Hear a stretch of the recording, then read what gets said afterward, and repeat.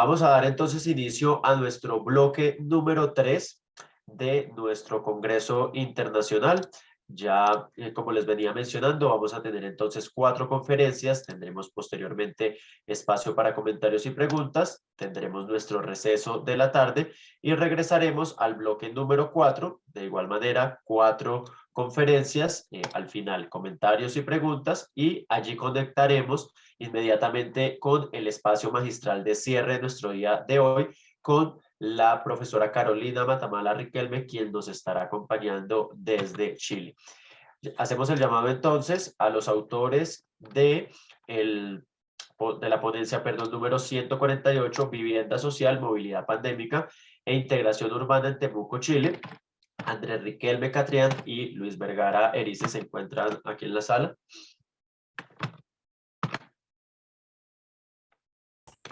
Hola Danilo, buenas tardes. Andrés, Hola buenas Danilo, tardes. un gusto saludar. Hola Luis, buenas tardes. Un gusto saludarlos, un gusto tenerlos el día de hoy aquí en este espacio. Andrés y Luis nos acompañan desde Chile. Bienvenidos. Tienen 15 minutos entonces para desarrollar la ponencia. Ustedes desde allí, por favor, compartan la pantalla. Ya creo que les estaban habilitando la opción de compartir la pantalla para poder realizar la intervención. Tenemos Sí, entonces correcto. 15 minutos, 3:02 de la tarde. El espacio es de ustedes. Muchas gracias. Adelante. Ok, muchas gracias Danilo. Muchas gracias Danilo, un gusto saludarlos a todas y a todos desde acá del veraniego Chile, ¿no? Ya pasó el invierno, está pasando igual un poco la pandemia, por lo menos en esta zona, en este país, y lentamente estamos volviendo a una normalidad, una nueva normalidad, ¿no? Vinculada a la mascarilla, a la distancia social. Y claro, como decía la profesora recién, eso también, la pandemia ha generado una serie de presiones nuevas sobre la manera en que se investiga. Todos nosotros hemos tenido que abordar este periodo de pandemia de una forma bastante creativa, en el sentido de ir buscando nuevas metodologías y todo aquello. Y vamos a comentar hoy día un poco acerca de eso, ¿no? Hoy día, junto a Andrés Riquelme y quien les habla, Luis Vergara, vamos a presentar la ponencia que lleva por título Vivienda Social, Movilidad Pandémica e Integración Urbana en Temuco, Chile. En esta presentación vamos a mostrar algunos resultados parciales de un proyecto de investigación de largo aliento que estamos desarrollando en diferentes ciudades del sur de Chile y que es apoyado y financiado por la Agencia Nacional de Investigación de Chile a través de sus proyectos fondos de iniciación, por lo que agradecemos ciertamente el apoyo que nos ha prestado aquella agencia. La presentación intenta vincular, si se puede cambiar a la siguiente lámina, por favor. La presentación intenta vincular dos conceptos, que es el concepto primero de vivienda social y segundo de movilidad. Chile se ha caracterizado o se caracterizó más bien especialmente durante los 90 y el 2000 a nivel latinoamericano por tener un modelo de producción de vivienda social bastante exitoso desde el punto de vista cuantitativo.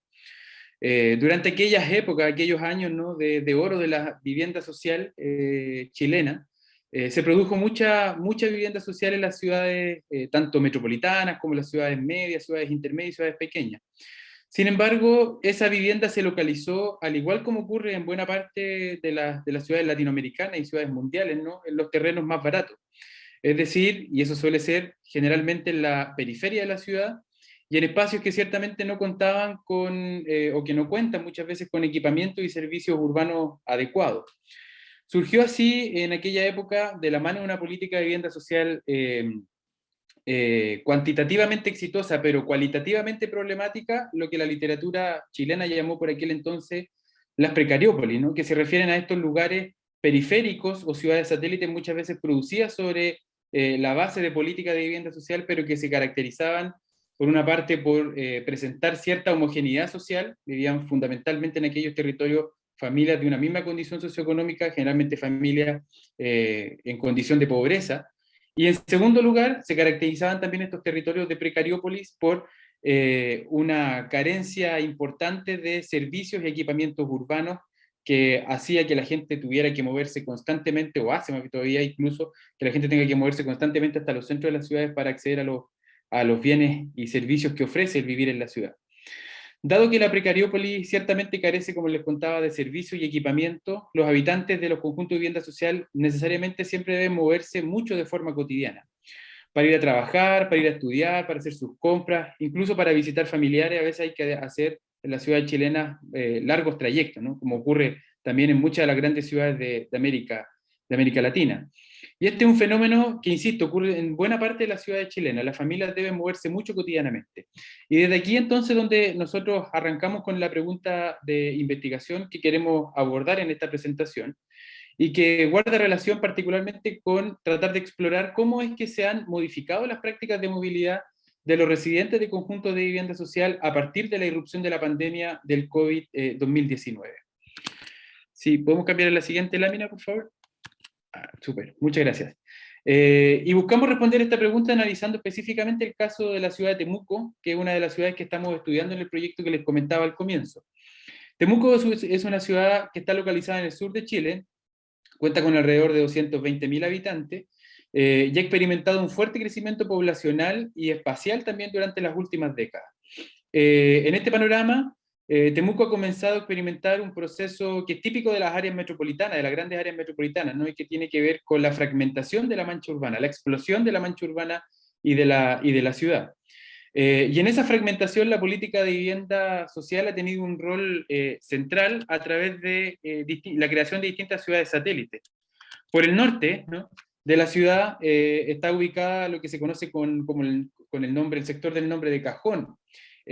Hacia el oeste de la ciudad está la ciudad satélite de Labranza, y hacia el noreste de la ciudad lo que se conoce como el Fundo El Carmen.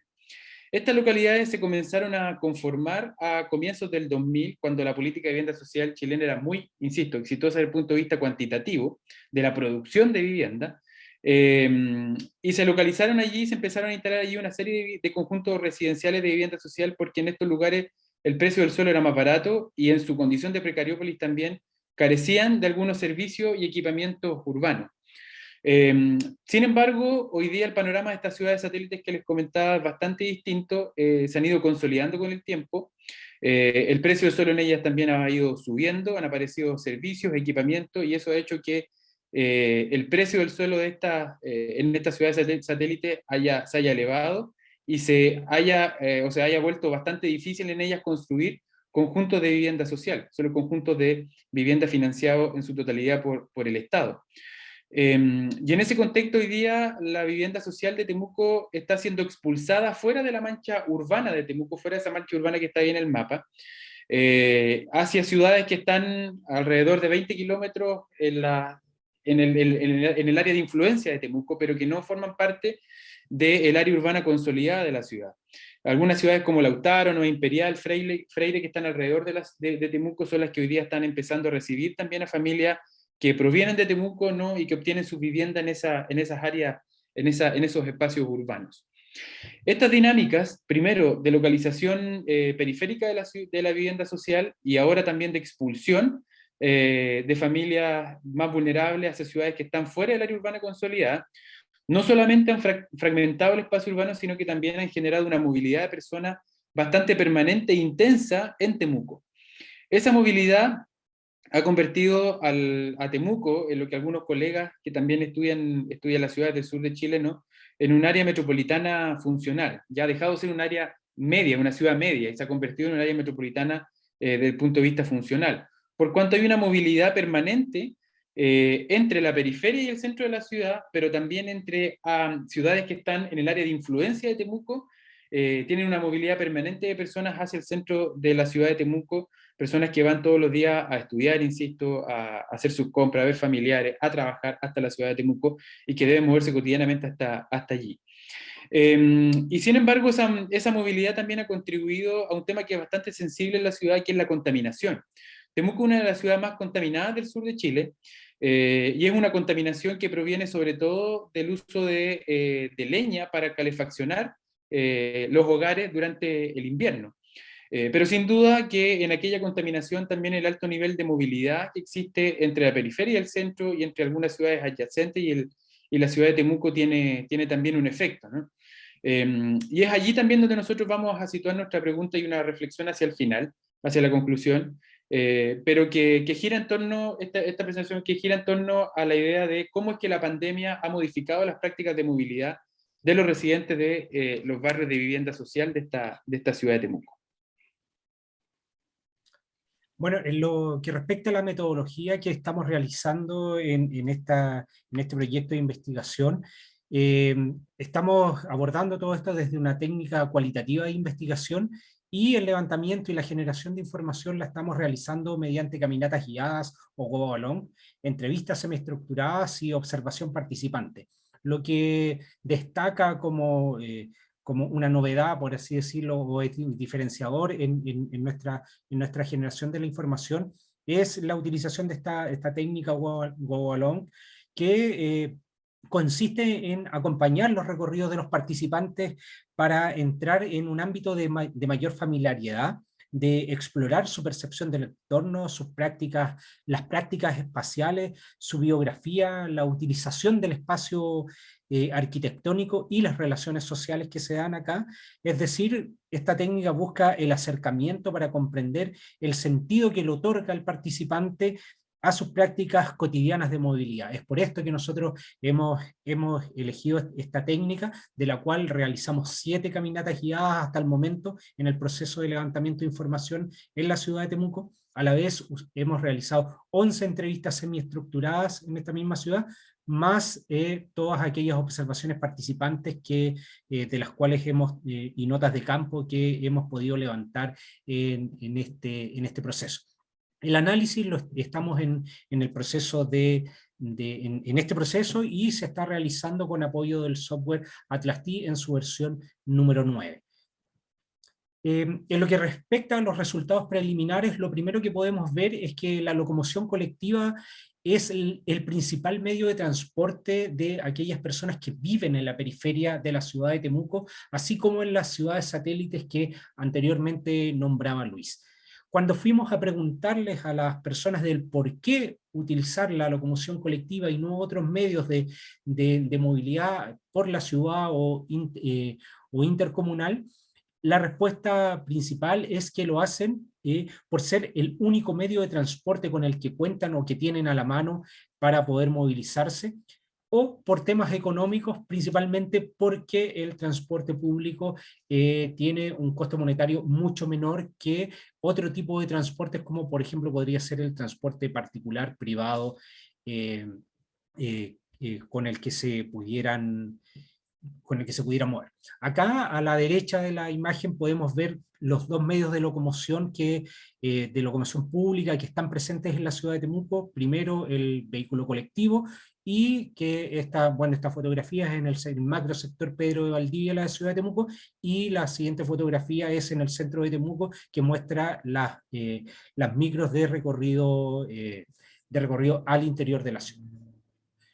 En este contexto de pandemia hemos podido ver, y lo muestran así los participantes de esta investigación, que la pandemia ha traído como consecuencia una enorme disminución en la frecuencia y en la cantidad de locomoción colectiva. Hasta antes de la pandemia había relativamente certeza de los horarios, la frecuencia y la cantidad de locomoción colectiva con la que contaba la ciudad de Temuco. Las personas que vivían en los diferentes sectores de la ciudad sabían desde qué hora y hasta qué hora podían movilizarse en locomoción colectiva y con qué frecuencia, y claramente se veía una mayor cantidad de locomoción, cosa que ha cambiado drásticamente desde el inicio de la pandemia, desde marzo del año pasado, y consecuencia de esto, los tiempos de espera han aumentado considerablemente, obligando a las personas a modificar sus conductas de movilidad y afectando claramente su calidad de vida.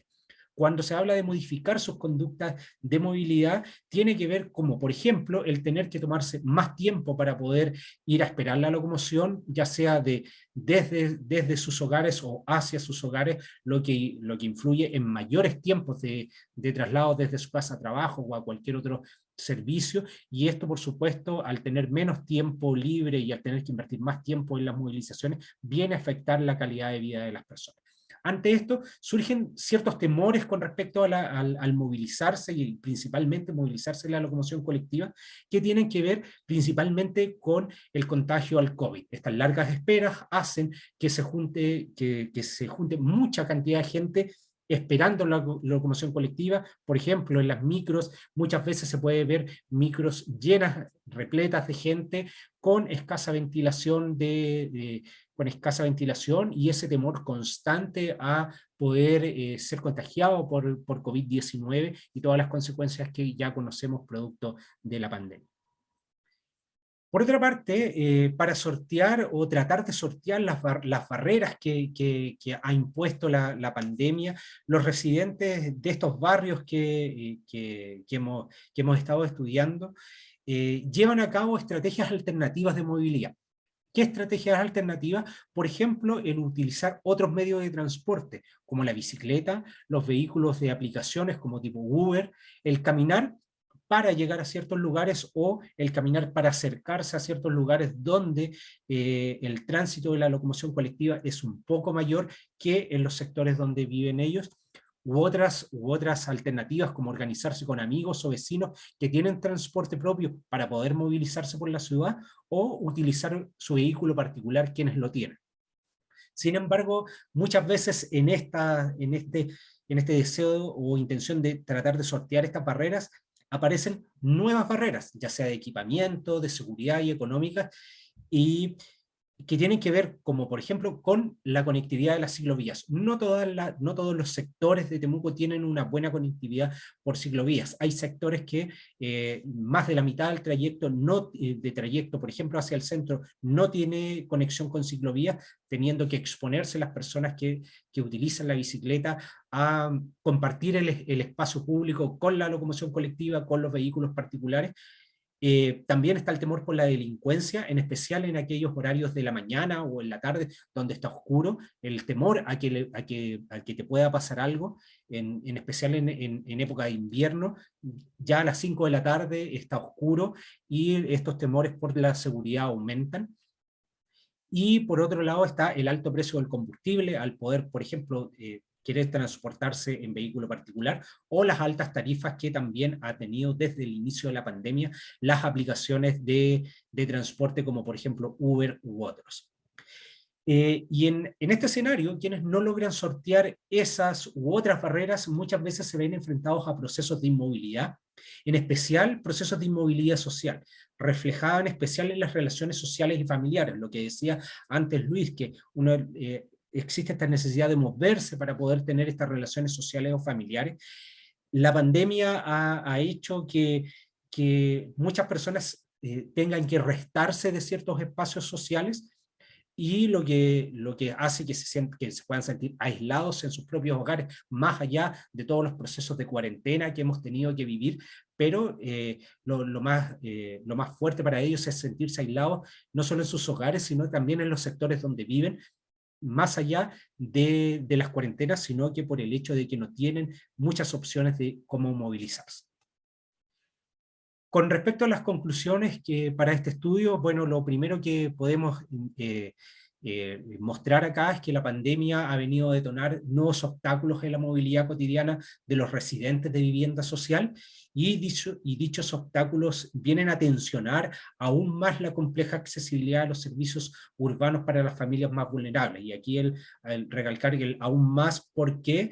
Porque ya desde antes de la pandemia existe información que existe una compleja o difícil accesibilidad a ciertos servicios urbanos para familias en especial de sectores periféricos.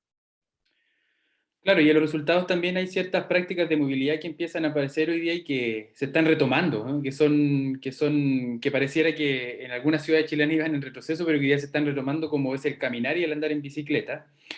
Que son prácticas bastante sustentables vistas desde el punto de vista de los problemas, por ejemplo, de contaminación que tiene la ciudad de Temuco. Sin embargo, esas prácticas dependen mucho de la distancia que existe entre los barrios de vivienda y los servicios a los cuales la gente accede. Y cuando la localización de la vivienda es solamente periférica, o bien se expulsa a la vivienda social hacia ciudades que están más allá de la ciudad consolidada, bueno, el viaje en bicicleta y el viaje a través de la caminata se vuelve bastante complicado, ¿no? Entonces ahí creemos que lograr una buena localización de los barrios de vivienda social parece ser entonces una clave importante para conseguir una movilidad sustentable y mejores procesos también de integración urbana, y por cierto también, dado que aquello implica dejar de lado el automóvil y dejar de lado el transporte motorizado, puede colaborar también en alguna medida de reducir los niveles de contaminación de la ciudad.